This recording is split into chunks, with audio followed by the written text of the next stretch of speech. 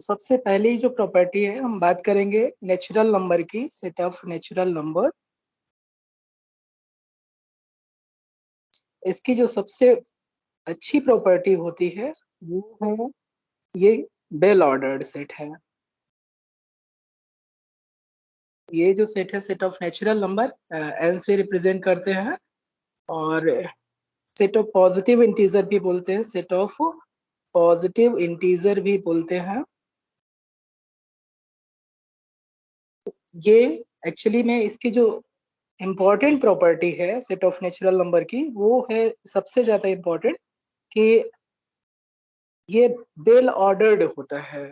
First well ordered या bell ordering property. अब ये बेल ऑर्डरिंग प्रॉपर्टी क्या होती है? जो बेल ऑर्डरिंग प्रॉपर्टी है इसका मीनिंग ये है कि कोई भी नॉन एम्प्टी सबसेट लेंगे नेचुरल नंबर का तो उसके पास स्मॉलेस्ट या लीस्ट एलिमेंट मिलेगा। इसका मीनिंग क्या है? Every non empty subset of set of natural number has a least element। ठीक है, ये कहलाती है बेल ऑर्डरिंग प्रॉपर्टी। ठीक है, तो ये सबसे ज्यादा इम्पोर्टेंट है। जो नेचुरल नंबर की प्रॉपर्टी है उसमें सबसे ज्यादा इम्पोर्टेंट है बेल ऑर्डरिंग प्रॉपर्टी। और इसी पे बेस्ड जो प्रिंसिपल ऑफ इंडक्शन होता है वो होता है।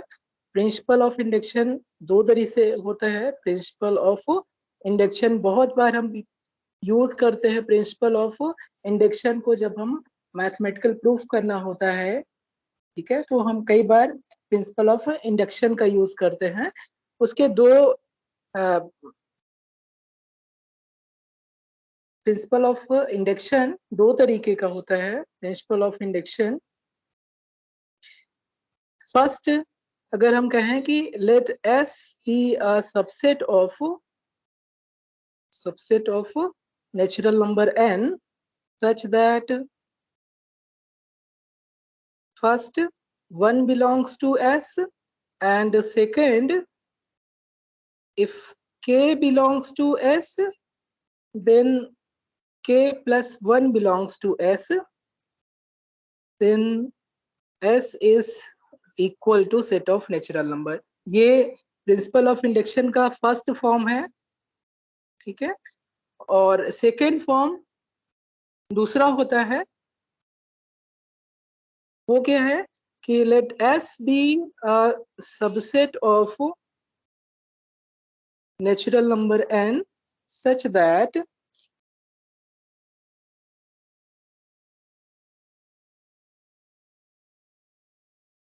फर्स्ट प्रॉपर्टी है कि one belongs to s, and जो सेकेंड प्रॉपर्टी है वो थोड़ा सा चेंज है। वो कह रहा है कि if 1 2 3 4 up to n is subset of s then n plus 1 belongs to s, then s is equal to set of natural number। ठीक है, इन दोनों में थोड़ा सा डिफरेंस है, लेकिन दोनों फॉर्म बहुत ज्यादा यूजफुल है। ये फर्स्ट फॉर्म है और ये सेकेंड फॉर्म है। सेकेंड फॉर्म इन दोनों को इंडिविजुअली हम प्रूफ कर सकते हैं, लेकिन प्रूफ ज्यादा इंपॉर्टेंट नहीं है, इनका फॉर्म ज्यादा इंपॉर्टेंट है। मीनिंग क्या है इसको अगर हम स्टेटमेंट के टर्म में फर्स्ट फॉर्म को देखें तो ये इसका मीनिंग क्या है कि अगर फर्स्ट फॉर्म पे अगर कोई रिजल्ट हो उसको प्रूफ करना हो तो ये कुछ इस टाइप का होगा कि let p n be a statement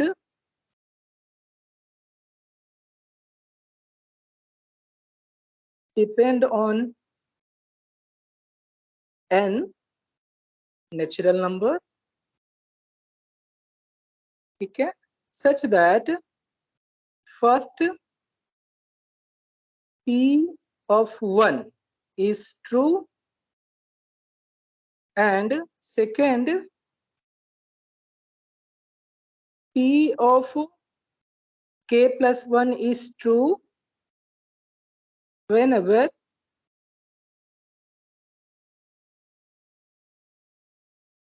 p of k is true. Then conclusion क्या है? फर्स्ट फंडामेंटल जो प्रिंसिपल ऑफ इंडक्शन का फर्स्ट फॉर्म है वो इंश्योर करेगा then statement Pn is true for all n belongs to natural number n. ये क्या है? फर्स्ट फॉर्म है प्रिंसिपल ऑफ मैथमेटिकल इंडक्शन का, कि अगर कोई p है, स्टेटमेंट है जो नेचुरल नंबर n पे डिपेंड करता है, और अगर वो p n इक्वल टू 1 के लिए ट्रू है और p ट्रू है k+1 के लिए, जब वो ट्रू हो k के लिए, ठीक है। यानी कि जब हमें मैथमेटिकल इंडक्शन से जब प्रूफ करना रहता है तो क्या एज्यूम करते हैं? 1 के लिए तो हम वेरीफाई करते हैं कि स्टेटमेंट ट्रू है, p इक्वल टू k के लिए एज्यूम करते हैं और दिखाते हैं कि p equal to k n equal to k के लिए एज्यूम करते हैं कि स्टेटमेंट ट्रू है, और n इक्वल टू k+1 के लिए हमें दिखाना रहता है कि स्टेटमेंट ट्रू है। तब वो स्टेटमेंट Pn वो सारे नेचुरल नंबर n के लिए ट्रू हो जाता है। ये फर्स्ट फॉर्म है, जो first form of principal of mathematical induction. इसका अगर सेकेंड फॉर्म देखें तो सेकेंड फॉर्म ऑब्वियसली कैसे हो जाएगा कि अगर रिजल्ट के रूप में देखें सेकेंड फॉर्म, तो ये हो जाएगा late Pn be a statement depend on n belongs to set of natural number n such that first p of 1 is true or and second p of k+1 is true whenever statement Pn is true for n equal to 1, 2, 3 up to k. n equal to 1, 2, 3 up to k के लिए true है, तो k+1 के लिए वो true हो जाता है। तो जो स्टेटमेंट होगा वो सारे नेचुरल नंबर n के लिए ट्रू हो जाएगा। Then Pn is true for all n belongs to n। ये सेकेंड फॉर्म है प्रिंसिपल ऑफ मैथमेटिकल इंडक्शन का। आवाज क्लियर है मेरी, आ रही है? Yes sir. Hello? Yes sir, clear आ रही है। ठीक है, ओके। तो ये बेसिक है, बेसिक प्रॉपर्टी है मैथमेटिकल इंडक्शन की। फॉर एग्जांपल अगर आप चाहें तो इससे प्रूफ कर सकते हैं सिंपली, खुद से ट्राई करिएगा। Show that for each n greater than equal to 2, n plus 1 factorial is strictly greater than 2 to the power n। इसको आप ट्राई करिएगा। अब देखिए यहाँ पर मैथमेटिकल इंडक्शन कहाँ से स्टार्ट हो रहा है? n इक्वल टू 2 से स्टार्ट हो रहा है, तो इससे फर्क नहीं पड़ रहा है। जो स्मॉलेस्ट पॉजिटिव इंटीजर है उसके बाद सारे इंटीजर के लिए वो ट्रू हो जाएगा, ठीक है। तो यहाँ से n इक्वल टू 2 के लिए आपको चेक करना होगा। n इक्वल टू 2 के लिए आप देखेंगे तो ये क्या हो जाएगा? फैक्टोरियल 3 यानी कि 6 हो जाएगा, और 2 की पावर 2 ये 4 हो जाएगा। तो यानी n इक्वल टू 2 के लिए स्टेटमेंट ट्रू है। फिर आपको n इक्वल टू k के लिए एज्यूम करना पड़ेगा, और n इक्वल टू k+1 के लिए प्रूफ करना पड़ेगा। और अगर ये हो जाता है तो for all integer n greater than equal to 2 के लिए स्टेटमेंट ट्रू हो जाएगा, ठीक है। तो जरूरी नहीं है कि मैथमेटिकल इंडक्शन हमेशा 1 से ही स्टार्ट हो, ये किसी भी इंटीजर से स्टार्ट हो सकता है। इवन आप 0 से भी स्टार्ट कर सकते हैं। अगर n इक्वल टू 0 से स्टार्ट करेंगे और p पी के ट्रू इंप्लाई करेगा पी के प्लस 1 ट्रू, तो ये क्या हो जाएगा, पी जो n है वो ट्रू हो जाएगा for all n belongs to set of natural number union 0। ठीक है, तो यहाँ पर n इक्वल टू 0 के लिए ट्रू है और p के ट्रू है, इसका मतलब है p स्टेटमेंट जो p है वो k प्लस 1 के लिए भी ट्रू है। तो जो स्टेटमेंट pn है वो सारे n के लिए, सारे पॉजिटिव इंटीजर और 0 के लिए ट्रू हो जाएगा। ठीक है, तो principal of mathematical induction actually में वेल ऑर्डर्ड सेट का ही कंक्लूजन है। वेल ऑर्डर्ड सेट जो भी होगा, वेल ऑर्डर्ड सेट, वहां पर हम प्रिंसिपल ऑफ मैथमेटिकल इंडक्शन का यूज कर सकते हैं। यानी कि जो प्रिंसिपल ऑफ मैथमेटिकल इंडक्शन है वो कॉन्सिक्वेंस है किसका, वेल ऑर्डरिंग प्रॉपर्टी का है। ठीक है, तो इवन आपका जो सेट है, फॉर एग्जांपल अगर हम A N equal to just ले ले, ए एन इक्वल टू है माइनस एन ये -3 -2 -1 0 और 1 2, ये सेट है। मीन्स की set of natural number union 0 -1 -2 -3 up to -n। तो ये भी एक्चुअली में वेल ऑर्डर्ड सेट है। तो आप यहाँ पर अगर चाहें तो प्रिंसिपल ऑफ मैथमेटिकल इंडक्शन लगा सकते हैं। यहाँ पर आपको क्या दिखाना पड़ेगा, स्टेटमेंट जो P, आपको कोई दूसरा इंडेक्स I ले ले, I पे डिपेंड कर रहा है, I बिलोंग्स टू AN है, और अगर ये P ऑफ -n के लिए ट्रू हो गया, ठीक है, ये ट्रू हो गया, और P of K true imply क्या हो जाएगा, P of K plus 1 true. ठीक है, अगर स्टेटमेंट K के लिए ट्रू है तो ये इम्प्लाई कर रहा है K प्लस 1 के लिए ट्रू है, तो ये इम्प्लाई कर जाएगा कि जो स्टेटमेंट P आई था वो ट्रू है, true for all I belongs to AN हो जाएगा। ठीक है, तो ये एक्चुअली में कोई भी वेल ऑर्डर्ड सेट होगा तो वहां पर हम प्रिंसिपल ऑफ मैथमेटिकल इंडक्शन को एक्सटेंड कर सकते हैं। ठीक है, तो दो फॉर्म होते हैं प्रिंसिपल ऑफ मैथमेटिकल इंडक्शन के और दोनों ही यूजफुल होते हैं। ठीक है, जैसी जरूरत रहती है वैसे ही हम यूज कर सकते हैं उनको। ओके, अब हम आगे आते हैं। सेट ऑफ नेचुरल नंबर तो हमें गॉड गिफ्टेड था। सेट ऑफ नेचुरल नंबर की फीलिंग तो हमेशा से थी, क्योंकि जो ह्यूमन बीइंग है वो हमेशा से काउंटिंग करना चाहता था, कंपेयर करना चाहता था, तो उसे सेट ऑफ नेचुरल नंबर जैसे कुछ होता है इसकी फीलिंग तो हमेशा से थी। लेकिन उसको अब्स्ट्रैक्ट फॉर्म में किस तरीके से रिप्रेजेंट करेंगे वो सारी चीजें बहुत लेट में आई। ठीक है, लेकिन हम जानते हैं कि सेट ऑफ नेचुरल नंबर में इजिली एडिशन हम डिफाइन कर सकते हैं। लेकिन अगर हम चाहें कि x plus a equal to b type का ये कोई इक्वेशन है, लीनियर इक्वेशन है जहां पर a और b बिलोंग कर रहा है set of natural number n में, तो इस टाइप के इक्वेशन का हमेशा सोल्यूशन नहीं मिलता है। फॉर एग्जाम्पल अगर हम लें x प्लस 2 इक्वल टू -1 लें, ठीक है, तो इसका solution set of natural number में नहीं मिलेगा, क्योंकि x इक्वल टू यहाँ पर क्या होगा, x इक्वल टू हो जाएगा आपका -3 होगा, और -3 सेट ऑफ नेचुरल नंबर का एलिमेंट नहीं है। तो ऐसे जो इक्वेशन है उनका सॉल्यूशन पाने के लिए हमें सेट ऑफ नेचुरल नंबर को एक्सटेंड करना पड़ा, और सेट ऑफ नेचुरल नंबर से हमने बनाया सेट ऑफ इंटीजर z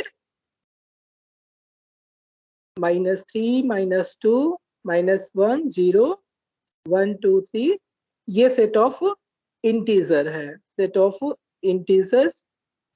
और सेट ऑफ इंटीजर्स ऐसा होता है कि इसमें इस टाइप के जो इक्वेशन है, ठीक है, इसका यूनिक सॉल्यूशन मिलेगा। ठीक है, तो सेट ऑफ इंटीजर हमें कहाँ से मिला, सेट ऑफ नेचुरल नंबर से।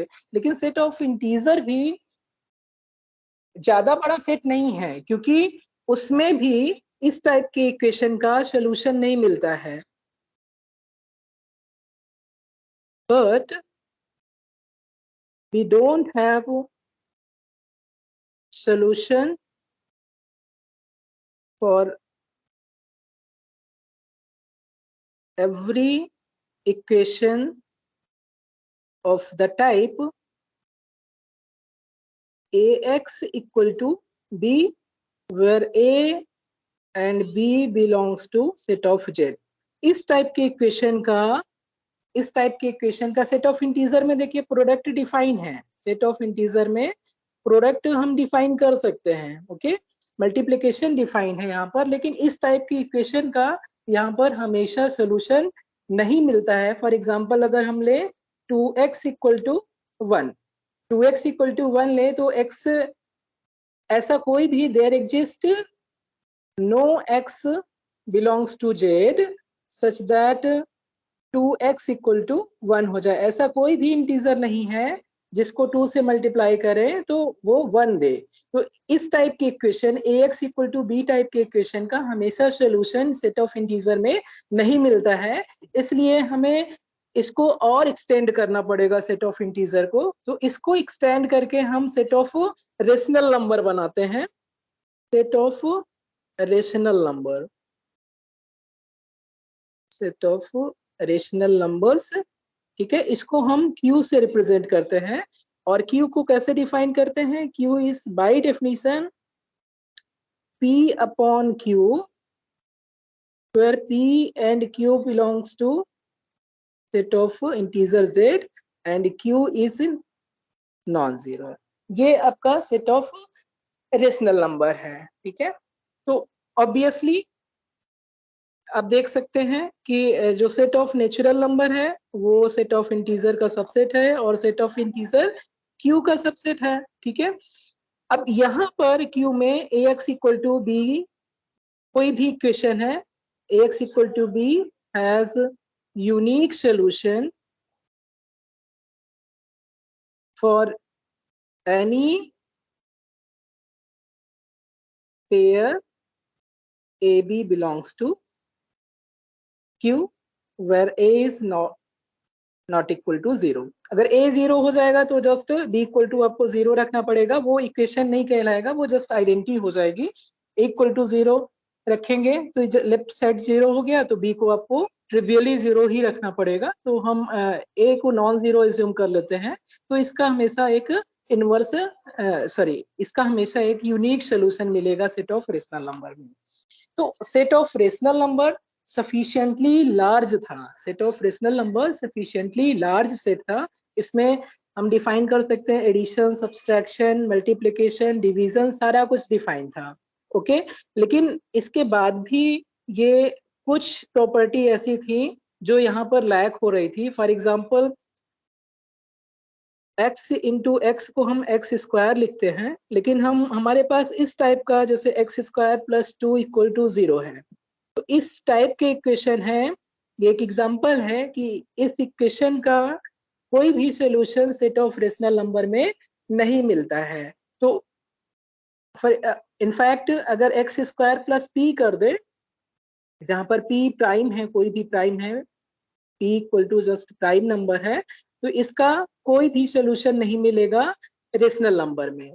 तो इसका मीनिंग कि सारे जो क्वाड्रेटिक सारे पॉलिनोमियल हैं उनका सॉल्यूशन या roots set of rational number में मिल नहीं रहा है। इसका मीनिंग ये हुआ कि सेट ऑफ रेशनल नंबर अभी भी इसमें कुछ चीजें मिसिंग हैं, ठीक है। कुछ नंबर और हैं जो मिसिंग है, जिनको और ऐड करने की जरूरत है, और इसी से हमें ये पता चला कि हाँ कुछ और नंबर हैं जो सेट ऑफ रेशनल नंबर में बिलोंग नहीं करते हैं, ठीक है।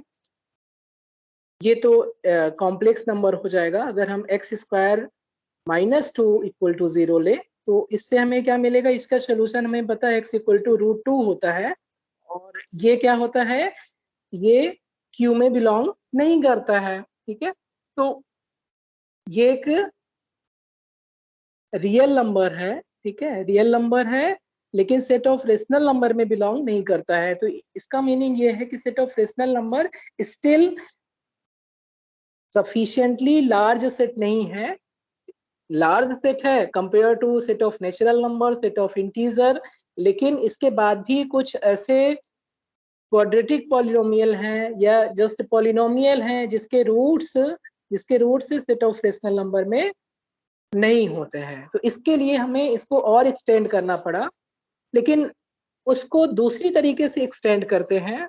वो जो इंपॉर्टेंट प्रॉपर्टी है जो सेट ऑफ रेशनल नंबर के पास नहीं होती है, वो है लीस्ट अपर बाउंड प्रॉपर्टी या ग्रेटेस्ट लोअर बाउंड की प्रॉपर्टी। उसको हम लोग आगे डिस्कस करेंगे, लेकिन इससे पहले हम लोग जस्ट रिमाइंड करते हैं कि सेट ऑफ रेशनल नंबर की जो मेन प्रॉपर्टी है, properties of set of rational numbers. तो क्यू की प्रॉपर्टी क्या क्या हो सकती है? तो फर्स्ट है इसकी एल्जेब्राइक प्रॉपर्टी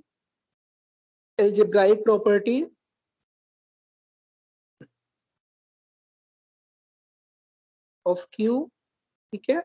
दूसरी है ऑर्डर प्रॉपर्टी, एक स्पेशल प्रॉपर्टी है, इसमें एक ऑर्डरिंग भी होता है, ऑर्डर प्रॉपर्टीज ऑफ क्यू। और थर्ड है डेंसिटी प्रॉपर्टी। डेंसिटी प्रॉपर्टी आप लोग पहले से ही फेमिलियर होंगे। डेंसिटी प्रॉपर्टी क्या है कि कोई भी दो रेशनल नंबर हैं तो उनके बीच में एक रेशनल नंबर एग्जिस्ट करेगा, ठीक है। इनफैक्ट दो रेशनल नंबर के बीच में countably many rational number exist करते हैं, ठीक है। तो ये डेंसिटी प्रॉपर्टी है। तो इसको हम जस्ट रिकॉल करते हैं, जस्ट सिंपली मेंशन कर देते हैं क्या क्या प्रॉपर्टी अलजेब्राइक प्रॉपर्टी में आती है और ऑर्डर प्रॉपर्टी में क्या क्या आएगा और डेंसिटी प्रॉपर्टी क्या है। ये तीनों प्रॉपर्टी जो हमारा लार्जर सेट है, सेट ऑफ रियल नंबर है, वो तीनों प्रॉपर्टी को सेटिस्फाई करता है। अलजेब्राइक प्रॉपर्टी भी set of real number satisfy करता है, उसके पास ये सारी प्रॉपर्टी होती है अलजेब्राइक। पैरेलल ऑर्डर प्रॉपर्टीज भी होती हैं, डेंसिटी प्रॉपर्टी भी होती हैं, लेकिन उसके पास एडिशनली एक और प्रॉपर्टी होती है जो सेट ऑफ रेशनल नंबर के पास नहीं होती है, और वही क्यू और आर को डिस्टिंग्विश करता है कि क्यू और सेट ऑफ रेशनल नंबर और सेट ऑफ रियल नंबर दोनों डिफरेंट क्यों हैं। वही सिंगल प्रॉपर्टी है जो क्यू और आर को सेपरेट करता है, ठीक है। तो जस्ट ये तीनों प्रॉपर्टी को हम लोग जब सेट ऑफ रियल नंबर में आएंगे तो सब मेंशन करेंगे। पैरेलली हम क्यू में डिफाइन कर सकते हैं जब रिस्ट्रिक्ट कर देंगे। फॉर एग्जांपल अगर हम देखें अलजेब्राइक प्रॉपर्टी में, तो अलजेब्राइक प्रॉपर्टी में A1 प्रॉपर्टी है कि दो रेशनल नंबर है तो उनको सम हम कर सकते हैं, वो भी एक रेशनल नंबर होगा for all a b belongs to Q. जो क्यू है उसमें दो ऑपरेशन डिफाइंड है, एक प्लस जिसको हम एडिशन बोलते हैं और एक मल्टीप्लिकेशन जिसको डॉट से रिप्रेजेंट करते हैं। और वो एडिशन और मल्टीप्लिकेशन ऐसा है कि ये प्रॉपर्टी सेटिस्फाई करती है। इनफैक्ट क्यू प्लस एक अबेलियन ग्रुप बनाता है, अबेलियन ग्रुप, ठीक है। क्यू स्टार डॉट ये भी एक अबेलियन ग्रुप बनाता है मल्टीप्लिकेशन के रिस्पेक्ट में, ये एडिशन के रिस्पेक्ट में। तो अबेलियन ग्रुप में 5 प्रॉपर्टी होती है, जैसे ये कौन सी है प्रॉपर्टी, क्लोजर प्रॉपर्टी है, फिर एसोसिएटिव प्रॉपर्टी, फिर existence of identity, existence of inverse और कम्यूटेटिव प्रॉपर्टी। तो 5 प्रॉपर्टी मिलके ग्रुप बनाता है, ठीक है। तो ये क्यू प्लस अबेलियन ग्रुप है, यानी कि 5 प्रॉपर्टी एडिशन के रिस्पेक्ट में हो गई। क्यू स्टार क्या है, नॉन जीरो रेशनल, यानी कि क्यू माइनस सिंगलटन जीरो हमने कर दिया, तो ये क्यू स्टार है, नॉन जीरो रेशनल नंबर पर से। ये मल्टीप्लिकेशन के रिस्पेक्ट में अबेलियन ग्रुप बनाता है, यानी कि 5 प्रॉपर्टी और हो गई। और कुछ और भी प्रॉपर्टी है, डिस्ट्रीब्यूटिव प्रॉपर्टी, जिसको हम कह सकते हैं कि a dot b plus c is equal A dot B plus A dot C for all A, B, C belongs to set of rational number। तो ये एल्जेब्राइक कुछ प्रॉपर्टी है, ठीक है। मेन एल्जेब्राइक प्रॉपर्टी ये है कि जो Q प्लस है वो अबेलियन ग्रुप है, Q स्टार है मल्टीप्लिकेशन के रिस्पेक्ट में अबेलियन ग्रुप है, और साथ में ये डिस्ट्रीब्यूटिव प्रॉपर्टी को भी सेटिस्फाई करता है। जो ऑर्डर प्रॉपर्टी है क्योंकि उसको हम लोग देखते हैं, और ऑर्डर प्रॉपर्टी पे बेस्ड बहुत सारे रिजल्ट होते हैं। Order properties of set of rational number Q. तो ये क्या है, जो ऑर्डर प्रॉपर्टी है क्यू में एक हम लीनियर ऑर्डर डिफाइन कर सकते हैं, या क्यू में एक लीनियर ऑर्डर होता है, क्यू में एक लीनियर ऑर्डर होता है। वो ऑर्डर कैसा होता है, ये प्रॉपर्टी सेटिस्फाई करता है। क्या है ये, ए लीनियर ऑर्डर हम डिफाइन कर सकते हैं, लीनियर ऑर्डर जिसको हम इस टाइप से रिप्रेजेंट कर रहे हैं। और डिफाइन कैसे हैं, A is less than B, या A is related to B with respect to this relation if and only if A B belongs to Q and A is less than B। ये linear order है। इसकी property होती है O1, मतलब कि order property first, कि a b, if AB belongs to Q then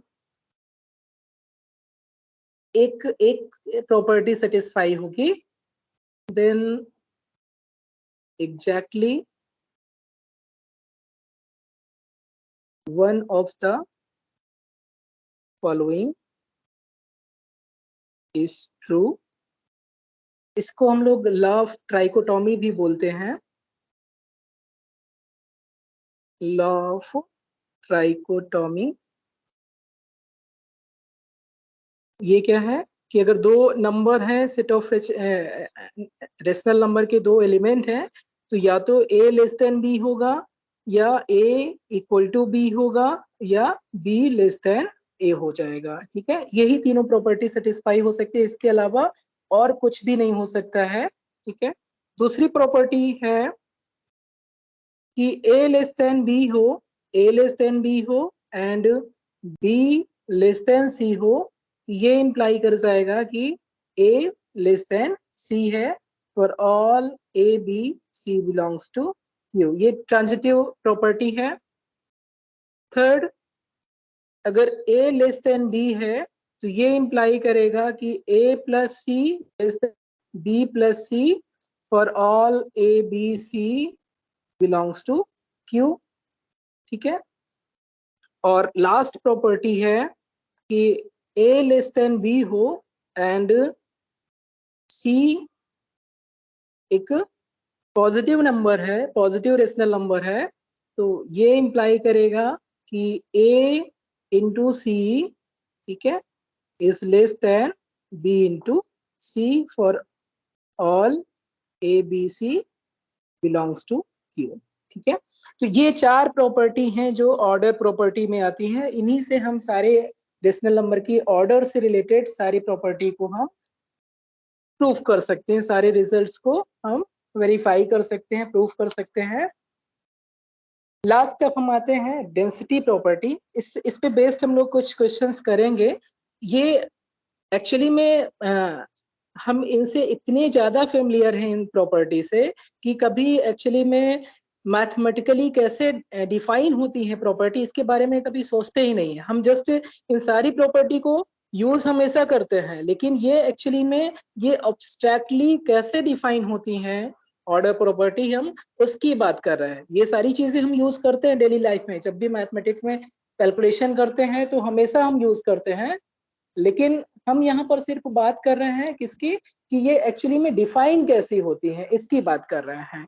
ठीक है, तो ये प्रॉपर डेफिनेशन है कि ऑर्डर प्रॉपर्टी ऐसे होती है। अब फाइनली हम आते हैं जो इम्पोर्टेंट प्रॉपर्टी है सेट ऑफ रेशनल नंबर की, वो है density property. Density property of Q.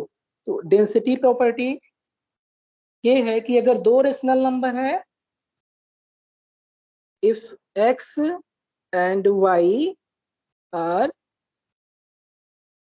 rational number या rationals such that x is less than y then there exists R belongs to Q such that x is less than r and r is less than y। ये जो property है इसको हम लोग बोलते हैं density property. इसको आसानी से प्रूफ कर सकते हैं, बहुत मुश्किल नहीं है। ठीक है, कैसे प्रूफ कर सकते हैं? अगर इसको प्रूफ करने के लिए आ जाए तो पॉसिबली हम लोग प्रूफ नहीं कर सकते हैं, लेकिन हम जानते हैं कि ऐसा होता है, हमेशा होता है। हमें इनफैक्ट ये भी पता है कि इन दोनों के बीच में जो सिंपलेस्ट पॉइंट है, जो आर है जिसको हमें ढूंढना है, वो सबसे इजीएस्ट पॉइंट क्या हो सकता है? X plus y by two, mid point हो सकता है। वो मिड पॉइंट कैसे मिलेगा? जस्ट हम प्रॉपर्टी से भी निकाल सकते हैं। फॉर एग्जाम्पल कैसे हम करेंगे? x लेस देन y है, ठीक है, ये तो दिया हुआ है कि दो रेशनल नंबर है और x लेस देन y है, तो इसका मतलब क्या हो जाएगा? ये इंप्लाई करेगा कि x plus y less than y plus y हो जाएगा। अगर दोनों तरफ हम एक नंबर ऐड कर दें, देखिए प्रॉपर्टी नंबर, ये थर्ड प्रॉपर्टी में अगर a लेस देन b है तो इसमें हम क्या कर सकते हैं? दोनों तरफ अगर एक नंबर से, एक सेम नंबर से ऐड करते हैं तब भी इनइक्वलिटी वैसे ही रहती है। तो हम यहाँ पर क्या कर रहे हैं? जस्ट दोनों तरफ y और y ऐड कर दिए, तो ये थर्ड प्रॉपर्टी है, O3 प्रॉपर्टी है। तो ये कितना हो जाएगा? ये इंप्लाई करेगा कि 1/2 x प्लस वाई, 1/2 से हम मल्टीप्लाई कर रहे हैं, 1/2 पॉजिटिव नंबर है तो तब भी इनइक्वलिटी सेम रहेगी, और y प्लस वाई मिला के 2y हो जाएगा, 2y, यानी कि ये y के बराबर हो गया। ओके, अब एक कंडीशन हमारे पास ये हो गई, और again x less than y से फिर स्टार्ट करें और दोनों तरफ हम x को ऐड कर दें, x plus x less than क्या हो जाएगा? x प्लस वाई हो जाएगा।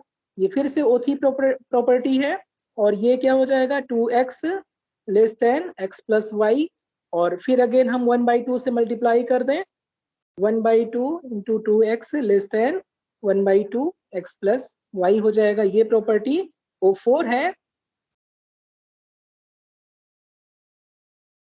दूसरे के रेसिप्रोकल हैं, तो x less than 1/2 of x plus y, ये हो जाएगा। तो ये सेकेंड प्रॉपर्टी हो गई। तो फर्स्ट और सेकेंड को अगर कंबाइन कर लें तो हमें क्या मिल जाएगा? फ्रॉम फर्स्ट एंड सेकेंड हमें मिल जाएगा कि x is less than x plus y by two and x plus y by two is less than y। तो हमने क्या ढूंढ दिया कि दो रेशनल नंबर थे तो उनके बीच में एक रेशनल नंबर हमने ढूंढ दिया। अब ये कैसे पता चला कि ये जो हमने ढूंढा है ये एक्चुअली में रेशनल नंबर है?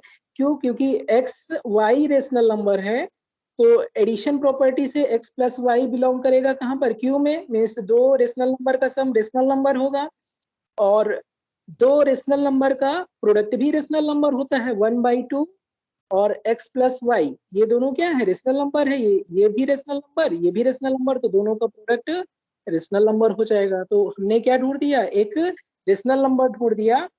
दो दो रेशनल नंबर के बीच में हमने एक रेशनल नंबर ढूंढ दिया। अब इसी को हम अगर कंटिन्यू करें तो क्या कर सकते हैं?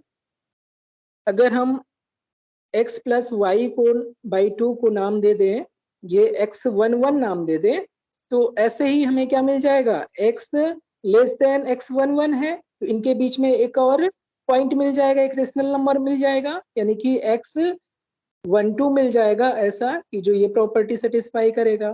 ठीक है, इसको हम और आगे कंटिन्यू करेंगे तो इस टाइप से हमें इनफाइनाइटली मैनी रेशनल नंबर मिल जाएंगे जो दो पॉइंट दो रेशनल नंबर के बीच में एग्जिस्ट करेंगे। तो हम कंक्लूड कर सकते हैं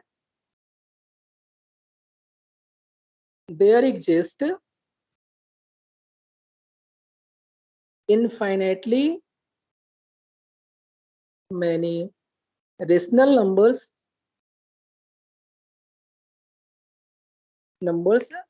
between any two rational number। ठीक है, दो रेशनल नंबर के बीच में infinitely many rational number exist करेंगे। तो ये हमारा कंक्लूजन था। जैसे हमने x plus y by two हमने प्रूफ किया, वैसे ही अब क्या करें कि x plus y by two को अगर हम नया नाम दे दें, x11 नाम दे दें, तो x लेस देन x11 हो जाएगा। तो इनके बीच में भी एक रेशनल नंबर एग्जिस्ट करेगा। इसको अगर नाम दे x12, तो x और x12 के बीच में एक नया रेशनल नंबर होगा, और इस टाइप से हमें बार बार एक नया रेशनल नंबर मिलता जाएगा। तो इसलिए हम कंक्लूड कर सकते हैं कि इनफाइनेटली मैनी रेशनल एग्जिस्ट करेंगे दो रेशनल नंबर के बीच में। ठीक है, अब जो रेशनल नंबर से हमारा सेट ऑफ रियल नंबर बनता है, वो ऐसे बनता है कि एक रिजल्ट है, जस्ट हम सिंपली प्रूफ करते हैं। सो दैट ये एक्चुअली में एग्जांपल है, ये एक स्ट्राइक है, ये एक मतलब एक माइंड में क्लिक करता है। इस एग्जांपल की वजह से हमें ये आइडिया आया कि सेट ऑफ रेशनल नंबर के बाद भी कुछ चीजें रह गई है हमारे पास, कि so that there exist no rational number R such that R square equal to 2 हो जाए। ठीक है, यानी कि ऐसा कोई भी रेशनल नंबर नहीं है जिसका स्क्वायर करने पर 2 मिल जाए। ठीक है, तो इसको हम सिंपली प्रूव भी कर सकते हैं। तो इससे हमें मिलेगा क्या, इसका मतलब ये मिलेगा कि सेट ऑफ रेशनल नंबर में सारे सारे पॉइंट्स नहीं हैं, कुछ ऐसे पॉइंट्स हैं जो इस टाइप की इक्वेशन को सेटिस्फाई नहीं करते हैं।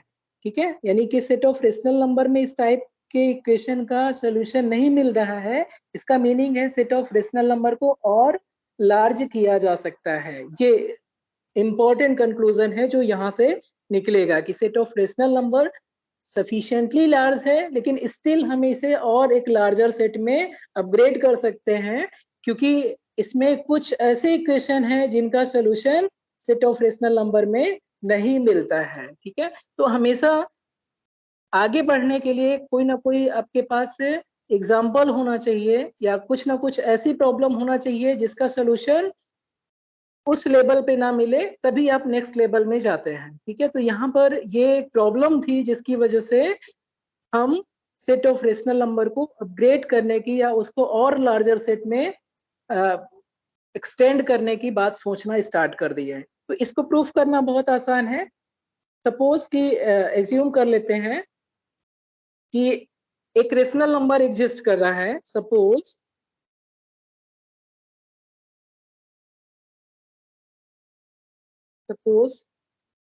P by Q belongs to Q is such that P upon Q square equal to 2 है। P by Q belongs to Q, क्योंकि रेशनल नंबर होगा तो हमेशा क्या होगा, P by Q के फॉर्म का होगा।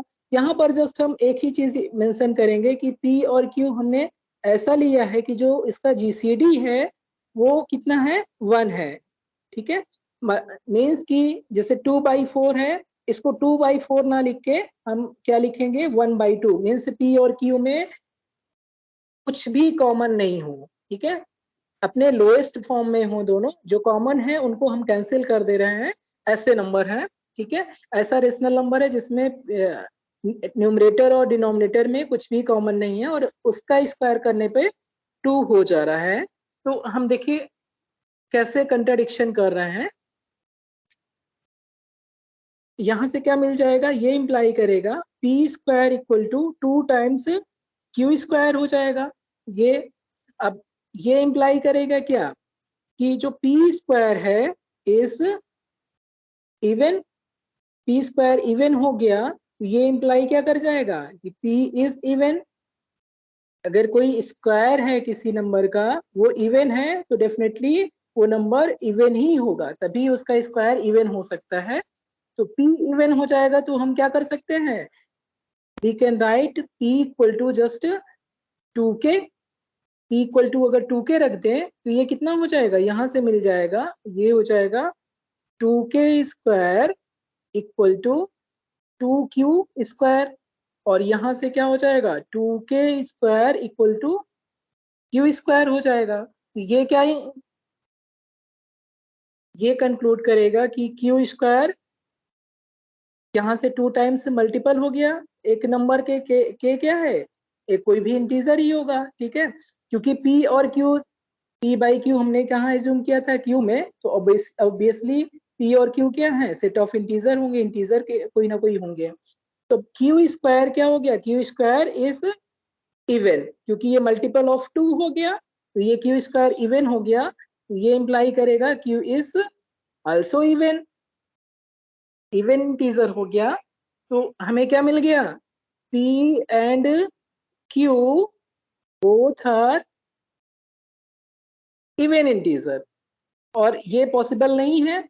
इसका मतलब क्या हो जाएगा कि जीसीडी जो होगा P और Q का, वो ग्रेटर देन और इक्वल टू 2 हो जाएगा, और हमने क्या माना है, जीसीडी इसका एज्यूम किया है कि 1 है, पी और क्यू में कुछ भी कॉमन नहीं है, ये हमने एज्यूम किया था, और यहाँ पर क्या मिला कि जो जीसीडी है वो 1 नहीं है, इनफैक्ट दोनों में कम से कम 2 तो कॉमन है ही, ठीक है। इसका मतलब जीसीडी क्या हो गया, पी और क्यू का जीसीडी ग्रेटर देन 2 हो जाएगा, तो एक कंट्राडिक्शन मिल जाएगा, कंट्राडिक्शन, ठीक है, कंट्राडिक्शन। इसलिए there exist no rational number r belongs to q such that r square equal to 2। तो ऐसा कोई भी रेशनल नंबर नहीं है जिसका स्क्वायर करने पे 2 आ जाए, ठीक है। तो इसका मीन्स क्या हुआ, इसका मीनिंग ये हुआ कि ये जो भी इसका सोल्यूशन होगा वो रेशनल नंबर नहीं हो सकता है, ठीक है। वो क्या होगा, जो भी होगा वो रेशनल नंबर नहीं होगा, क्या होगा ये नहीं मालूम है, लेकिन जो भी होगा वो रेशनल नंबर नहीं हो सकता, ये हमने इस प्रॉब्लम में प्रूफ किया है, ठीक है। अब हम आगे आते हैं रियल नंबर्स में। तो रियल नंबर में का कंस्ट्रक्शन एक्चुअली में बहुत ही उस पर बात किया जा सकता है, रियल नंबर के कंस्ट्रक्शन में बहुत ही उसकी अलग से थ्योरी है। अगर पढ़ना चाहें तो कोई भी क्लासिकल बुक रियल एनालिसिस की पढ़ सकते हैं, मैं उस पर नहीं जाऊंगा, जस्ट हम लोग डिफाइन करने जा रहे हैं। मैंने सिर्फ आपको ये बताया यहाँ पे कि सेट ऑफ नेचुरल नंबर से जेड कैसे, सेट ऑफ इंटीजर पर कैसे पहुंचे, सेट ऑफ इंटीजर से सेट ऑफ रेशनल नंबर पे कैसे पहुंचे, और सेट ऑफ रेशनल नंबर क्यों इनसफिशिएंट है, ठीक है, वो हमने इस प्रॉब्लम की हेल्प से हमने देखा है, ठीक। इसका मीनिंग कि इससे बड़ा एक लार्जर लार्जर एक सेट बन सकता है, तो जो लार्जर सेट है उसी को हम सेट ऑफ रियल नंबर बोलते हैं, और आर से रिप्रेजेंट करते हैं, और इसको डिफाइन कैसे करेंगे, set of real numbers, R से रिप्रेजेंट करते हैं इसको, और by definition it is collection of R is collection of all rationals as well as irrational rationals numbers, ठीक है। जो R है वो जस्ट कलेक्शन है रेशनल और इरेशनल नंबर का, और R को हम क्या बोलेंगे, R को हम बोलेंगे सेट ऑफ रियल नंबर्स और सेट ऑफ रियल्स, ठीक है, ये दोनों नाम देते हैं और ऐसे रिप्रेजेंट करेंगे। अब ऑब्वियसली यहाँ पर हमारे पास एक क्वेश्चन ये है, अराइज हो सकता है कि हमने सिर्फ रेशनल नंबर डिफाइन किया, तो आर को हम क्या जस्ट ले रहे हैं, collection of all rationals as well as irrational number, तो इरेशनल नंबर कैसे है, ठीक है। तो इरेशनल नंबर जस्ट अगर हम दूसरी तरीके से डेसिमल रिप्रेजेंटेशन में अगर बात करें, तो फॉर एग्जांपल अगर हम देखें 0.21344, यहाँ से आगे रिपीटेडली 44 है, ठीक है। ये डेसिमल रिप्रेजेंटेशन है एक रियल नंबर का, जिसमें एक फाइनाइट टर्म के बाद, डेसिमल के थर्ड टर्म के बाद आगे के टर्म क्या हो रहा है, रिपीटेड हो रहा है, ठीक है। तो जो रेशनल नंबर है डेसिमल रिप्रेजेंटेशन में इजिली हम डिफाइन कर सकते हैं रेशनल और इरेशनल नंबर को। फॉर एग्जांपल अगर हम ये एक और नंबर लें 0.214315671314 ऐसे है, रैंडमली नंबर आ रहे हैं, इसमें हमें ये पता नहीं चल रहा है कि नेक्स्ट नंबर क्या होगा। ठीक है, तो ऐसे जो नंबर हैं इसको बोलते हैं non repeating non terminating number. ऐसे भी कुछ नंबर हो सकते हैं 3, 5, 6 और इसके बाद के आगे सारे टर्म्स 0 हो गए, ये टर्मिनेट हो रहा है। ठीक है, इसको बोलते हैं टर्मिनेटिंग नंबर। ऐसे नंबर हैं जो टर्मिनेट नहीं कर रहे हैं, फॉर एग्जांपल यहाँ पर है, लेकिन यहाँ पर क्या हो रहा है, रिपीट कर रहा है 4। ठीक है, तो जो टर्मिनेट, आपको ऐसा लग रहा है कि डेसिमल के बाद फाइनाइट टर्म बार बार रिपीट हो रहे हैं, जैसे यहाँ पर क्या हो रहा है 444 रिपीट हो रहा है लास्ट में इनफाइनाइटली मेनी टाइम्स। ठीक है, यानी कि सारे टर्म्स क्या हो जाएंगे 444 हो जाएंगे। एक और नंबर देखते हैं 2135 2135 2135। ठीक है, ऐसे ही ये ग्रुपिंग बन रहा है ना, 2135 का ग्रुपिंग बन रहा है, बार बार 2135 2135 रिपीट हो रहा है। तो इस टाइप के नंबर भी रेशनल नंबर होंगे, जो टर्मिनेट हो जाएंगे वो भी रेशनल नंबर होंगे। ऐसे नंबर जो नॉन रिपीटेड होंगे, नॉन रिपीटिंग होंगे और नॉन टर्मिनेटिंग होंगे, वो एक्चुअली में इरेशनल नंबर होते हैं। ठीक है, इसको हम P और P बाई Q के फॉर्म में नहीं लिख सकते। तो ये सिंपलेस्ट डेफिनेशन होती है कि non terminating and non repeating representation of decimal number is actually just a irrational number. ठीक है, तो डेसिमल रिप्रेजेंटेशन में इजिली हम इसको देख सकते हैं, इरेशनल नंबर को डिफाइन कर सकते हैं कि ऐसा कोई भी नंबर जिसका डेसिमल रिप्रेजेंटेशन कभी टर्मिनेट ना हो और ना ही उसमें कोई रिपीटिंग एलिमेंट हो, मीन्स कि हम उसमें गेस नहीं कर सकते हैं कि सर्टेन टाइम में क्या रिपीट होने वाला है। ठीक है, तो वो आपका इरेशनल नंबर ही हमेशा होगा। और इस पे ज्यादा डिटेल नहीं बात करते हैं, उस पे डिस्कस करना कोई बहुत ज्यादा फ्रूटफुल नहीं होगा। अब हम आते हैं प्रॉपर्टीज पे, प्रॉपर्टीज ऑफ रियल नंबर्स। यहाँ तक कोई किसी को कोई डाउट है तो आप पूछ सकते हैं।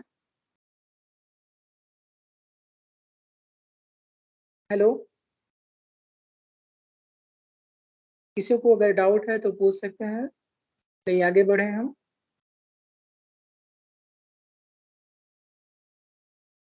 ठीक है, किसी को अगर डाउट है तो आप बिल्कुल आप बोल सकते हैं।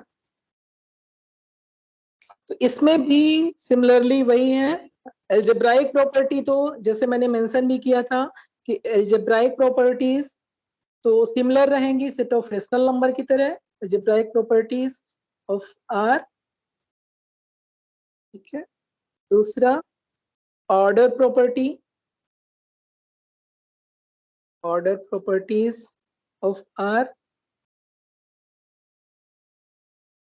और ये दोनों प्रॉपर्टी तो similar to set of rational number क्योंकि हो जाएंगे ये दोनों प्रॉपर्टी, ऑर्डर प्रॉपर्टीज और एल्जेब्राइक प्रॉपर्टीज ये सिमिलर हैं, क्योंकि मींस की आर भी एडिशन के रिस्पेक्ट में अबेलियन ग्रुप है, मल्टीप्लिकेशन के रिस्पेक्ट में अबेलियन ग्रुप है और डिस्ट्रीब्यूटिव प्रॉपर्टी सेटिस्फाई होती है। और जो ऑर्डर रिलेशन आर में भी होता है वही एक्चुअली जो क्यू में होता है उसी को एक्सटेंड करते हैं आर में, और वो सारी प्रॉपर्टी सेटिस्फाई करता है जो order relation in Q satisfy करता है। ठीक है, तो ये दोनों प्रॉपर्टी वेरी सिमिलर हैं क्यू की प्रॉपर्टी के। जो इम्पॉर्टेंट है वो है कंप्लीटनेस प्रॉपर्टी। ठीक है, completeness property,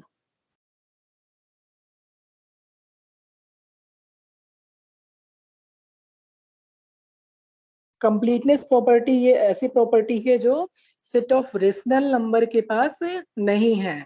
actually completeness property जो कॉशी सीक्वेंस जानते हैं या कंप्लीट मीट्रिक स्पेस जानते हैं, उससे आप लिंक कर सकते हैं कि जो कंप्लीट मीट्रिक स्पेस है वो एक्चुअली एक्सटेंशन है completeness property of real numbers. ठीक है, तो कंप्लीटनेस प्रॉपर्टी को अगर कॉशी सीक्वेंस के टर्म में अगर देखा जाए तो ये जस्ट क्या है कि कोई भी कन्वर्जेंट सीक्वेंस होगा तो वो हमेशा कॉशी सीक्वेंस तो होगा ही, ये हम आगे देखेंगे भी, प्रूव भी करेंगे।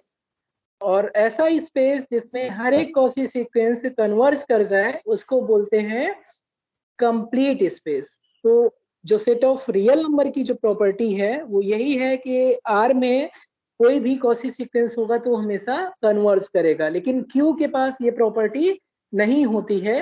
क्यू के पास ये प्रॉपर्टी नहीं होती है कि क्यू में कोई रेशनल सीक्वेंस है तो हमेशा कन्वर्ज कर जाए, ऐसी property set of rational number के पास नहीं होती है, इसलिए वो इनकम्प्लीट स्पेस है।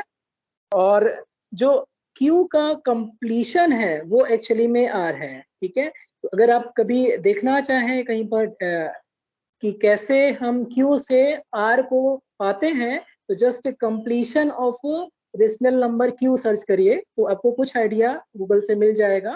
ठीक है, या कोई भी एडवांस बुक देख सकते हैं रियल एनालिसिस की। ठीक है, लेकिन जब भी हम बीएससी पे आते हैं तो बहुत ज्यादा इस पे फोकस नहीं करते हैं कि क्यू से कैसे आर को पाते हैं। ठीक है, क्योंकि ये उस लेवल में बहुत आसान नहीं होता है समझना, लेकिन अगर कोई इंटरेस्टेड है तो बेसिकली वो जा सकता है, उसको देख सकता है कि सेट ऑफ रेशनल नंबर से कैसे हम सेट ऑफ रियल नंबर को फॉर्म करते हैं, या कैसे हम किसी इनकम्प्लीट मीट्रिक स्पेस से कैसे कंप्लीट मीट्रिक स्पेस को जनरेट कर सकते हैं।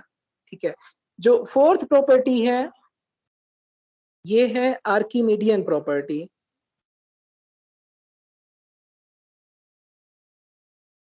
आर्किमिडियन प्रॉपर्टी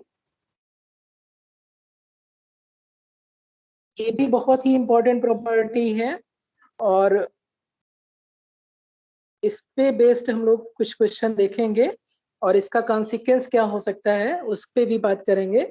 जो डेंसिटी प्रॉपर्टी है वो थोड़ा सा एक्सटेंड हो जाती है सेट ऑफ रियल नंबर के लिए।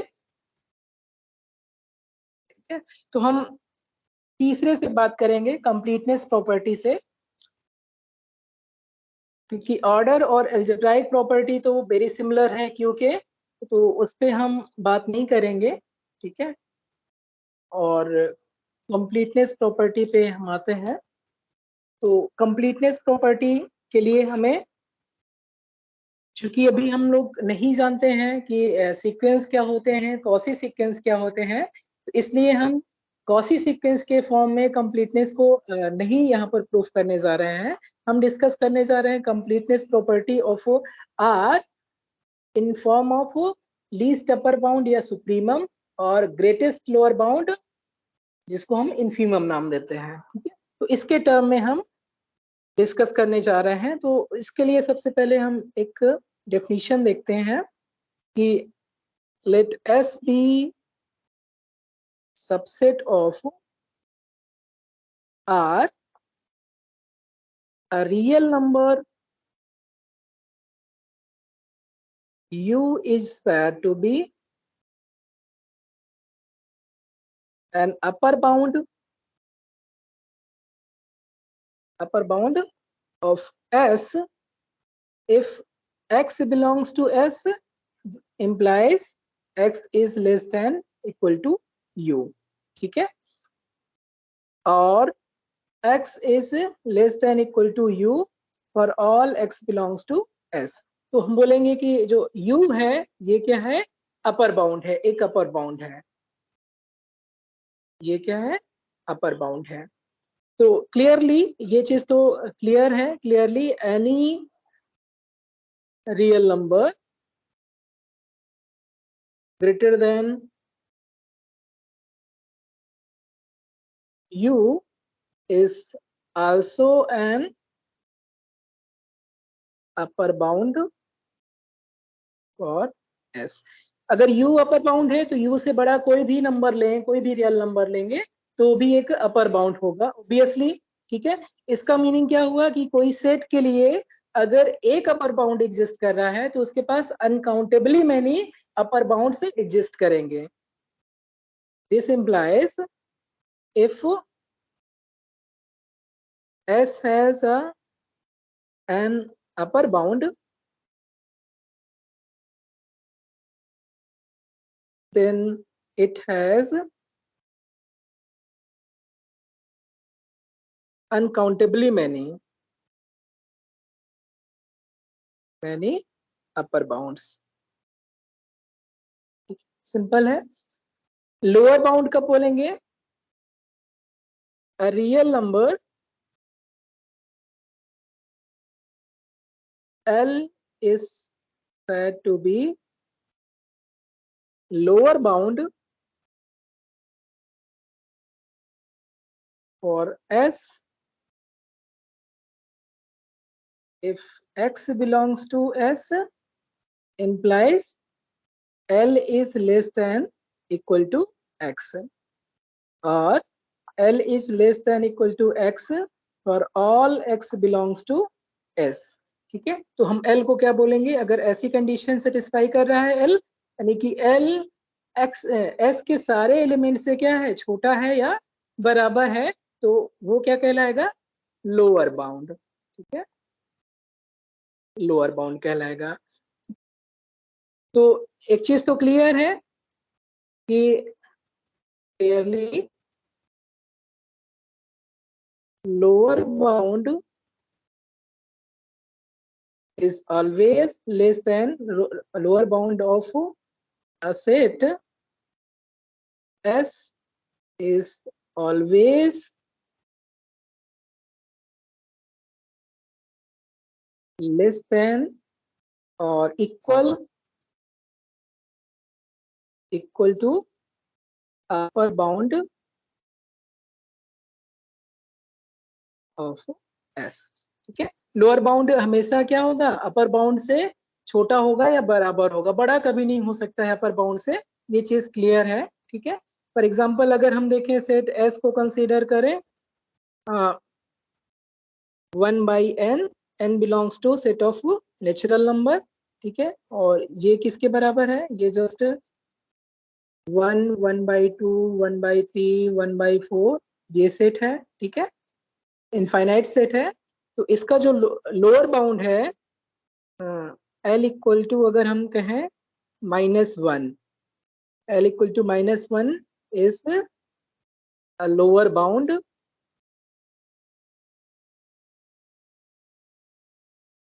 For S।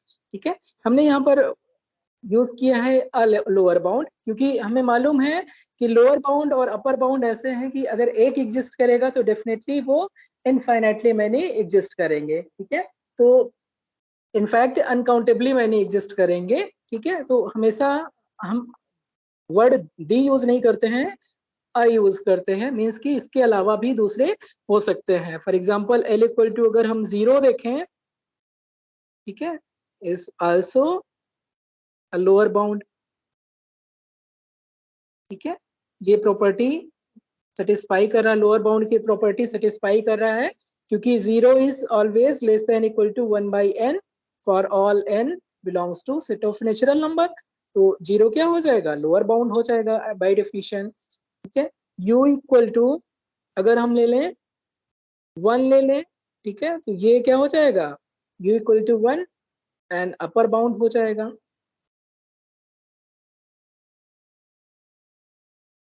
ठीक है, क्यों? क्योंकि 1/n always less than equal to 1 होगा for all n belongs to set of natural number. ठीक है, तो जो अब हम u 1 से बड़ा कोई भी नंबर लेंगे तो हमेशा अपर बाउंड होगा।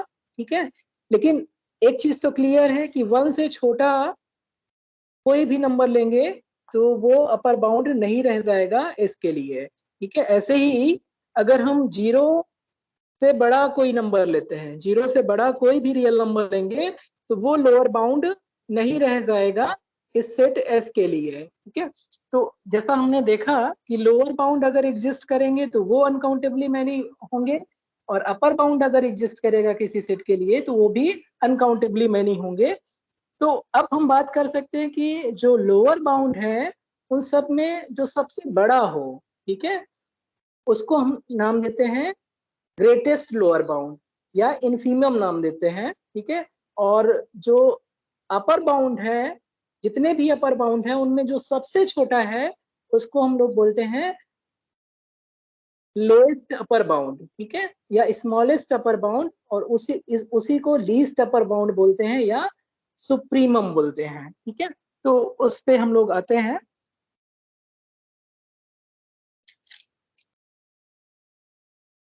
तो कैसे डिफाइन करेंगे इन्फीमम और सुप्रीमम, ठीक है, तो उस पे आए।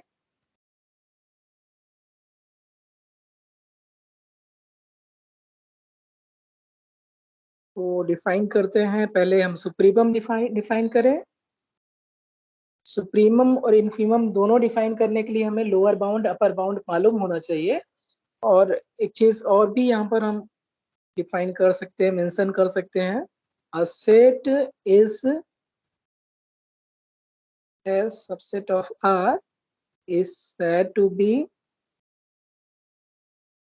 bounded if and only if it is bounded below and bounded above। Bounded below का मतलब क्या है कि लोअर बाउंड एग्जिस्ट करे, और बाउंडेड अबव का मतलब क्या है, एक अपर बाउंड एग्जिस्ट करे, ठीक है। तो ऐसा सेट जो बाउंडेड बिलो भी होगा और बाउंडेड अबव भी होगा उसको हम बोलते हैं कि वो बाउंडेड सेट है रियल नंबर आर का, ठीक है। तो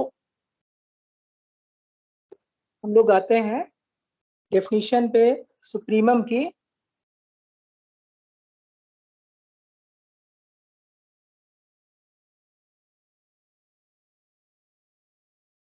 supremum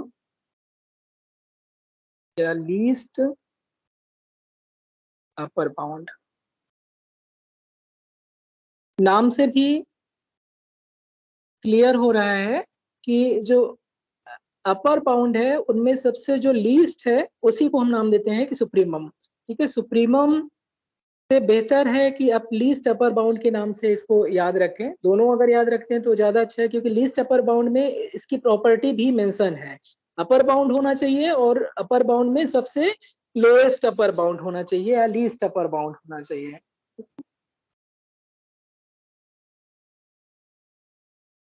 late S be a subset of R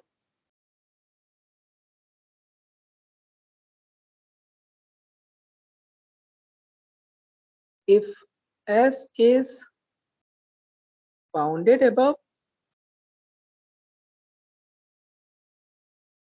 then an upper bound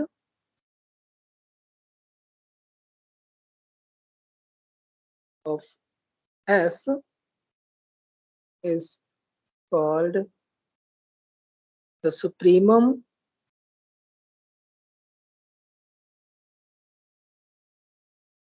देखिए यहाँ पर वर्ड यूज किया है द सुप्रीमम ने, मीन्स की द सुप्रीमम मीन्स की जो सुप्रीमम होगा किसी सेट का अगर एग्जिस्ट करेगा तो वो हमेशा यूनिक होगा, ठीक है। मैथमेटिक्स में जहां पर भी द वर्ड यूज होता है तो हमेशा वो यूनिकनेस से हमेशा रिप्रेजेंट करता है। तो सुप्रीमम अगर एग्जिस्ट करेगा तो वो यूनिक होगा, सुप्रीमम ऑफ एस और the least upper bound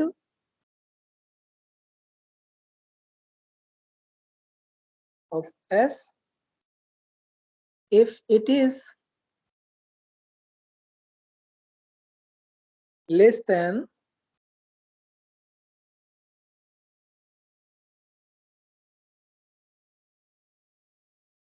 every other upper bound।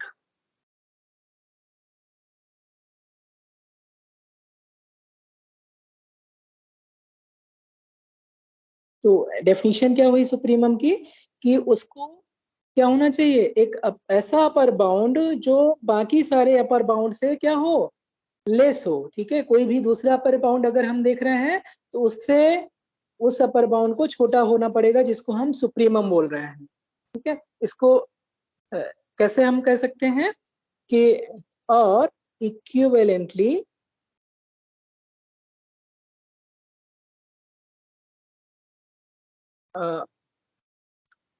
U is said to be supremum of S. ये definition है, if and only if first U is an upper bound for S, that is x less than equal to U for all x belongs to S. ये क्या represent करेगा कि U upper bound है, और second U is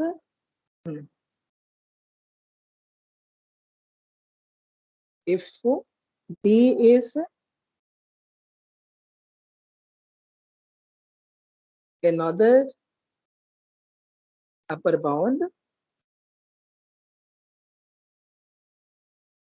for S, then U must be less than or equal to V. ये दो property ensure करेंगी कि U क्या हो जाए, upper bound, least upper bound हो जाए। ठीक है, पहले तो उसको क्या होना चाहिए कि अपर बाउंड हो, और दूसरा क्या प्रॉपर्टी है कि अगर B को दूसरा अपर बाउंड है तो U को हमेशा B से छोटा या बराबर होना चाहिए। ठीक है, तो ये दो प्रॉपर्टी लीस्ट अपर बाउंड की, अगर कोई भी है, कोई भी नंबर अगर ये दो प्रॉपर्टी सेटिस्फाई करेगा तो वो हमेशा क्या होगा, लीस्ट अपर बाउंड होगा। इसको और दूसरी तरीके से भी हम डिफाइन कर सकते हैं, चाहे तो हम कहें कि और equivalently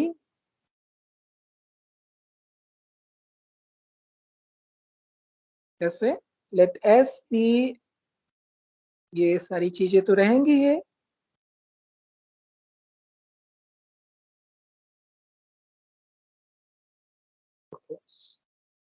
let S be a non-empty subset of R, which is bounded above. Okay, then supremum S, ये क्या रिप्रेजेंट करता है, सुप्रीमम ऑफ S। ठीक है, ये एग्जिस्ट करेगा, और अगर हम इसे एज्यूम कर लें, लेट M क्या है, सुप्रीमम ऑफ S है, then M belongs to R satisfies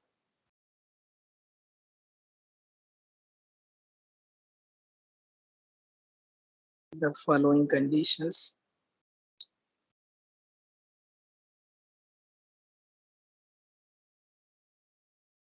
First, x belongs to S implies x is less than M, and second property जो important है, for each epsilon positive there exists an element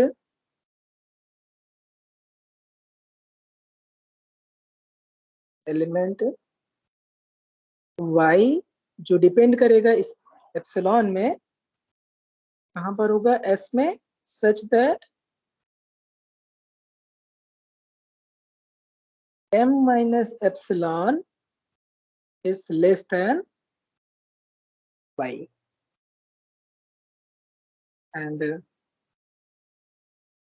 ये जो property है ये क्या represent कर रहा है कि अगर हम m को, जिसको हम लीस्ट अपर बाउंड या सुप्रीमम ऑफ s बोल रहे थे, उसमें से अगर कोई भी पॉजिटिव क्वांटिटी हमने सब्सट्रैक्ट कर दिया, कुछ भी हमने m से कम कर दिया, m से कुछ भी हमने हटाया, तो वो फिर अपर बाउंड नहीं रह जाएगा। इसको ज्योमेट्रिकली अगर हम देखें तो ऐसे देख सकते हैं, ये जैसे यहाँ पर ये सेट है, ये और ये मिला के मान लीजिए कि इन दोनों का यूनियन आपका एस है, ठीक है, ये एस है, ठीक है।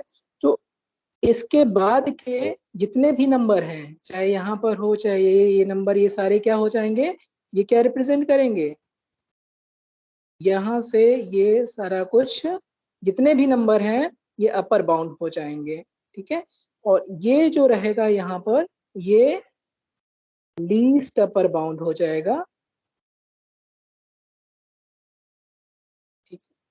क्योंकि अगर इस पॉइंट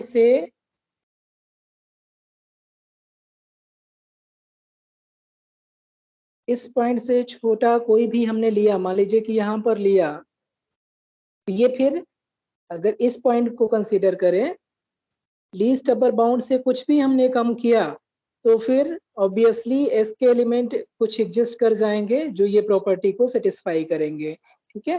कि जो लीस्ट अपर बाउंड है उससे हमने कुछ भी कम कर दिया तो एस का एक एलिमेंट एग्जिस्ट कर जाएगा, ये यहाँ पर वाई है, ठीक है। जो लीस्ट अपर बाउंड से हमने कम कर दिया क्वांटिटी, स्मॉल क्वांटिटी एप्सिलॉन, तो हमें एक पॉइंट मिल जाएगा वाई का, जो क्या हो जाएगा, m माइनस एप्सिलॉन से ग्रेटर हो जाएगा, ठीक है। तो ये जो इम्पोर्टेंट है सेकेंड प्रॉपर्टी, ये इंश्योर करती है कि कैसे हम अपर बाउंड को कैसे दिखा सकते हैं कि वो लीस्ट अपर बाउंड है, ठीक है। ये कैसे इक्विवेलेंट है, इसको अगर आप ऐसे सोचिए कि m तो अपर बाउंड है और m से अगर कुछ भी हम कम कर रहे हैं तो वो अपर बाउंड नहीं रह जा रहा है, तो इसका मीनिंग क्या हुआ कि जो m है वो लीस्ट अपर बाउंड है। आप इस तरीके से समझ सकते हैं कि m तो अपर बाउंड है, लेकिन m से अगर कुछ भी क्वांटिटी कम कर रहे हैं तो वो क्या हो रहा है, वो अपर बाउंड नहीं रह जा रहा है। इसका मीनिंग क्या हो जाएगा कि जो m है वो लीस्ट अपर बाउंड है या स्मॉलेस्ट अपर बाउंड है, और वही तो सुप्रीमम कहलाता है। और ये जो प्रॉपर्टी है यहाँ पर हमने मेंशन किया है, वो एक्चुअली कहलाती है लीस्ट अपर बाउंड प्रॉपर्टी।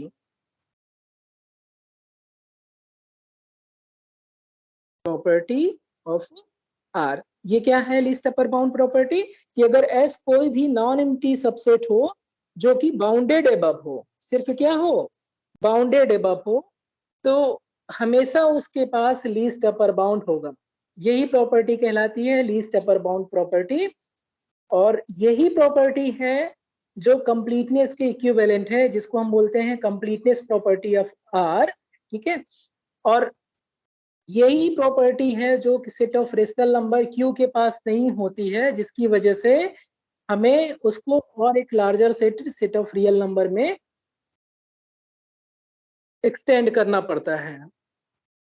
हो गया लीस्ट अपर बाउंड। किसी को डाउट है तो आप पूछ सकते हैं। लीस्ट अपर बाउंड प्रॉपर्टी बहुत ही महत्वपूर्ण प्रॉपर्टी है। किसी को डाउट हो यहाँ तक में, अगर सर सेकंड पॉइंट में प्रॉब्लम आ रही है जी सर। ओके, हाँ, इसको मैं फिर से एक्सप्लेन कर रहा हूँ कि कोई सेट है, फॉर एग्जांपल मान लीजिए कि ये एस है ना, ये एस है और इसमें सबसे बड़ा एलिमेंट ये है, ठीक है। और इसके आगे के सारे पॉइंट्स क्या हो जाएंगे, अपर बाउंड कहलाएंगे। ये जो पॉइंट है यहाँ पर ये कहलाएगा लीस्ट अपर बाउंड, ठीक है, LUB, least upper bound, okay. अब अगर इससे हमने कम कर दिया, कुछ भी क्वांटिटी कम कर दिया, तो कम होके यहाँ पर पहुंच जाएगा, ठीक है। ये क्या है, m माइनस एप्सिलॉन है ये क्वांटिटी। अब इससे आगे पॉइंट आप देख रहे हैं, यहाँ पर पॉइंट जितने भी हैं वो सारे m माइनस एप्सिलॉन से बड़े हैं। तो इसका मतलब क्या हुआ कि ये m माइनस एप्सिलॉन अब अपर बाउंड नहीं रह गया। ठीक है, अपर बाउंड होने, लीस्ट अपर बाउंड होने के लिए पहली प्रॉपर्टी ही है कि उसको अपर बाउंड रहना होगा, और दूसरा अपर बाउंड में सबसे स्मॉलेस्ट रहना पड़ेगा। लिस्ट ठीक है, रहना। तो जी सर। यहाँ पर m माइनस एप्सिलॉन हमने कर दिया, तो ये अब क्या हो रहा है, यहाँ पर m माइनस एप्सिलॉन और अपर बाउंड नहीं से रहे। बड़े बहुत सारे पॉइंट हैं। Hello, yes sir. ये समझ में आया कि m माइनस एप्सिलॉन ये हो गया यहाँ पर, इससे बड़े बहुत सारे पॉइंट मिल जाएंगे। ठीक है, और हमें क्या चाहिए, सिर्फ और सिर्फ एक ही पॉइंट चाहिए। तो अगर m सुप्रीमम है तो इसका मीनिंग क्या है कि उसमें से कुछ भी कम करेंगे, क्योंकि सुप्रीमम क्या है कि upper bound plus smallest upper bound. ठीक है, स्मॉलेस्ट अपर बाउंड का सेंस कि ये है कि उसमें से कुछ भी और कम कर रहे हैं तो फिर वो अपर बाउंड नहीं रह जाएगा। तो वही सेकंड प्रॉपर्टी यहाँ पर मेंशन हो रही है ना, कि हमने क्या किया, एप्सिलॉन हमने कम कर दिया m से, तो वो फिर अब क्या रह गया, अपर बाउंड नहीं रह गया। अपर बाउंड नहीं होने का मतलब क्या है कि एक पॉइंट y मिले जो m माइनस एप्सिलॉन से क्या हो जाए, बड़ा हो जाए। ठीक है, तो ये क्या हो जाएगा, m माइनस एप्सिलॉन ये अब अपर बाउंड नहीं रह जाएगा, और m minus epsilon upper bound नहीं है, इसका मतलब ये है कि m minus epsilon least upper bound नहीं हो सकता है। ठीक है, तो लीस्ट अपर बाउंड नहीं हो सकता है, और ये किसी भी एप्सिलॉन के लिए है, फॉर ईच एप्सिलॉन। इसका मतलब कि हम m में से कोई भी क्वांटिटी कम कर दें तो फिर अपर बाउंड नहीं रह जा रहा है। इसका मीनिंग क्या है कि जो m है वो सबसे स्मॉलेस्ट अपर बाउंड है। ठीक है, या लीस्ट अपर बाउंड है। यही जो सेकंड प्रॉपर्टी है, यही यहाँ पर बताना चाह रहे हैं। मुझे लगता है समझ में आ गया होगा, या कुछ और आगे पढ़ेंगे तो समझ में यस आ सर। जाएगा। तो ये जो प्रॉपर्टी यहाँ पर मेंशन थी, इसको हम लोग लीस्ट अपर बाउंड प्रॉपर्टी बोलते हैं। ठीक है, और लीस्ट अपर बाउंड की प्रॉपर्टी, चाहे तो आप ये दो प्रॉपर्टी कहें, चाहे तो आप यहाँ पर जैसे ये दो प्रॉपर्टी हैं, इसको आप कहें कि इसको अपर बाउंड रहना होगा, और कोई दूसरा अपर बाउंड है तो हमेशा उस दूसरे अपर बाउंड से यू को क्या होना पड़ेगा, छोटा होना होगा या तो बराबर होना पड़ेगा। और डेफिनेशन क्या थी ओरिजिनल, कि अपर बाउंड हो और सबसे छोटा अपर बाउंड हो। ठीक है, it is less then every other upper bound. ठीक है, मतलब कि अपर बाउंड तो हो ही, और साथ में दूसरे अपर बाउंड से ये स्मॉलर हो। ठीक है, तो हमारा कहलाएगा वो नंबर लीस्ट अपर बाउंड। अब हम सिमिलरली डिफाइन कर सकते हैं इनफीमम, इनफीमम या greatest lower bound, greatest lower bound. तो ये क्या हो सकता है, इनफीमम, इनफीमम क्या होता है, जैसे हमने सुप्रीमम को डिफाइन किया वैसे ही हम इनफीमम को डिफाइन कर सकते हैं। ठीक है, इनफीमम में क्या हो जाएगा कि उसको लोअर बाउंड होना चाहिए। ठीक है, साथ में ग्रेटेस्ट, यहाँ पर वर्ड क्या जुड़ा हुआ है, ग्रेटेस्ट जुड़ा है, यानी कि लोअर बाउंड में सबसे बड़ा होना चाहिए। ठीक है, तो सपोज करते हैं definition, if let S be a subset of R. ठीक है, a real number L is said to be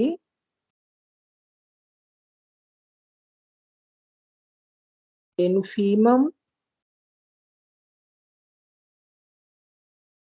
of, D लगा दीजिए word, said to be the infimum of S, और इसी को बोलते हैं ग्रेटेस्ट लोअर बाउंड। ठीक है, if the followings holds, first condition क्या है कि L is lower bound for S, that is L is less than X for all X belongs to S. और second property क्या है कि if L is another lower bound for S, then L is capital L is less than or equal to small l. इसका meaning क्या हुआ कि first L को क्या होना चाहिए, लोअर बाउंड होना चाहिए, और दूसरा क्या होना चाहिए कि ये ग्रेटेस्ट लोअर बाउंड है। मीन्स कि दूसरा लोअर बाउंड अगर हम लें तो दूसरा लोअर बाउंड हमेशा क्या होगा, इस L से हमेशा छोटा होगा, ठीक है, या बराबर होगा। इसका मीनिंग क्या हुआ कि जो स्मॉल l है वो क्या हो गया, ग्रेटेस्ट लोअर बाउंड हो गया, ठीक है। अब लोअर बाउंड और एडिशनली क्या होना चाहिए, वो ग्रेटेस्ट होना चाहिए, यानी कि दूसरे लोअर बाउंड से बड़ा होना चाहिए। ओके, तो ये कहलाएगा ग्रेटेस्ट लोअर बाउंड या इन्फीमम। इसी को इक्विवेलेंटली लिख सकते हैं, कैसे, equivalently first L is lower bound,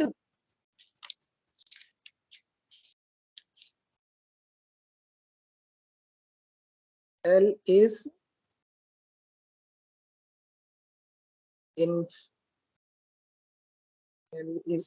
lower bound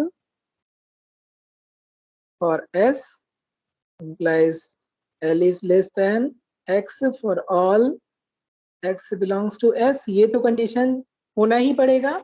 और दूसरा कि अगर हम L में कुछ भी ऐड कर दें, वहां पर क्या कर रहे थे, वहां पर सुप्रीमम जब डिफाइन किया वहां पर हम एक स्मॉल क्वांटिटी सब्सट्रैक्ट कर रहे थे, यहाँ पर क्या कर रहे हैं, यहाँ पर हम ऐड करेंगे। Okay, L is lower bound for S, और if epsilon positive is any number, then L plus epsilon is not an upper bound, and not a lower bound for S. That is, there exists y depend on epsilon in S such that y is less than L plus epsilon. ठीक है, तो कैसे geometrically इसको देख सकते हैं, जैसे ये एक सेट है, मान लीजिए कि यहाँ पर ये सेट है और ये सेट S है, तो ये जो रिप्रेजेंट करेगा, ये जो डॉटेड लाइन है, ये सारे क्या हैं, लोअर बाउंड को रिप्रेजेंट कर रहे हैं। ठीक है, ये जो नंबर है ये लीस्ट अपर बाउंड को, लीस्ट अपर बाउंड को रिप्रेजेंट कर रहा है, यानी कि L को रिप्रेजेंट कर रहा है। अब इससे अगर हमने छोटा थोड़ा सा भी ऐड कर दिया, ये क्या हो गया, L प्लस एप्सिलॉन हो गया। तो ये जो पॉइंट है, यहाँ पर जितने भी पॉइंट हैं, ये क्या हो जाएंगे, ये Y का रोल करेंगे, क्योंकि अब क्या हो गया, L plus epsilon lower bound नहीं रहा। लोअर बाउंड कब रहता, L plus epsilon lower bound होने के लिए क्या होना चाहिए, ये कंडीशन सेटिस्फाई होना चाहिए for all x belongs to S। लेकिन ये कंडीशन सेटिस्फाई नहीं हो रही है, ठीक है, क्योंकि यहाँ पर एक पॉइंट मिल गया y, ठीक है, जो क्या हो रहा है, L प्लस एप्सिलॉन से छोटा हो जा रहा है। ठीक है, या इसको अब दूसरी तरीके से समझने की कोशिश करें, L को हम, सॉरी ये लीस्ट अपर बाउंड नहीं, ग्रेटेस्ट लोअर बाउंड है।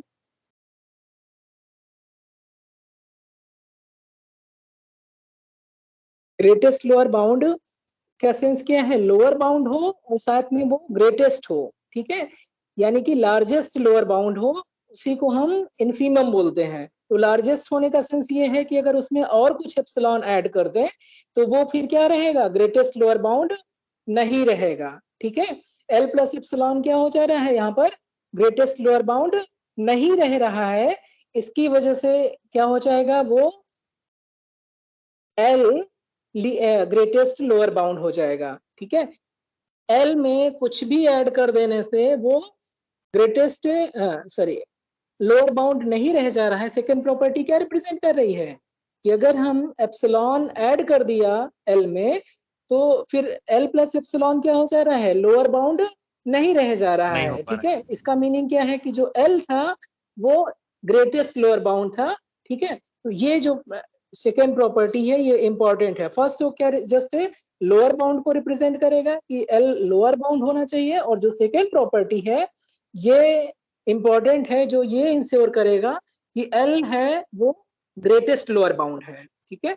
तो ये इंपॉर्टेंट है, ये दोनों प्रॉपर्टी इंपॉर्टेंट है जब हम इन्फीमम या सुप्रीमम पे बेस्ड क्वेश्चन जब हम देखते हैं, तो ये दोनों प्रॉपर्टी हमें पता होनी चाहिए कि लोअर बाउंड के लिए जस्ट क्या होना चाहिए, फर्स्ट है वो लोअर ग्रेटेस्ट लोअर बाउंड, या इन्फीमम के लिए उसको लोअर बाउंड होना चाहिए और उसको ग्रेटेस्ट लोअर बाउंड होना चाहिए, इन द सेंस कि अगर एप्सिलॉन कुछ भी नंबर है तो एल प्लस एप्सिलॉन फिर लोअर बाउंड ना रह जाए। ग्रेटेस्ट होने का मतलब क्या है कि लोअर बाउंड में कुछ भी ऐड करें तो वो फिर लोअर बाउंड ना रह जाए, ठीक है। तो उसको डेफिनेशन यहाँ पर भी मेंशन है कि एल अगर कोई दूसरा लोअर बाउंड है तो एल को हमेशा क्या होना चाहिए, स्मॉल एल से छोटा होना चाहिए, यानी कि जो स्मॉल एल था वो लोअर बाउंड तो था लेकिन साथ में सबसे बड़ा लोअर बाउंड था, ये आपका इन्फीमम कहलाता है, ठीक है। होपफुली समझ में आ गया होगा कुछ चीजें, ठीक है।